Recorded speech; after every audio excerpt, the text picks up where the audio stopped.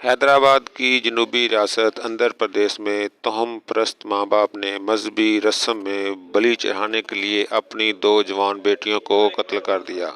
Bharat media کے مطابق آندھرا پردیش کے ضلع چتور میں قتل کی ایک انوکھی واردات کا انکشاف ہوا۔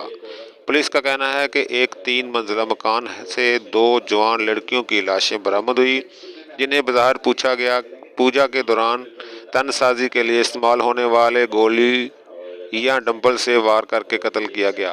ایسا معلوم ہوتا ہے کہ کسی رسم کے طور پر کیا گیا۔ پولیس کا کہنا ہے کہ جائے وقوع پر ایک رسم ادا کی جا رہی تھی، جس کے شواہد بھی ملے ہیں۔ مقتولہ لڑکی سرخ ساڑیوں میں ملوث تھیں اور انہیں قتل کرنے والے ان کے والدین سے ہونے والی ابتدائی پوچھ گچھ سے اندازہ ہوتا ہے کہ وہ انتہائی توہم پرست ہیں۔ مقامی پولیس افسر کا کہنا ہے کہ وہ کورونا وائرس لاک ڈاؤن کے باعث اس گھر میں کئی مہینوں سے کوئی باہر سے نہیں آیا تھا۔ گزشتہ شب واقعے کی اطلاع ملنے پر جب پولیس نے مکان میں داخل ہوئی تو لڑکیوں کے ماں باپ نے عجیب و غریب دعوے کرنا شروع کر دیے۔ کہا کہ انہیں کچھ وقت دیا جائے، وہ اپنی بیٹیوں کو دوبارہ زندہ کریں گی۔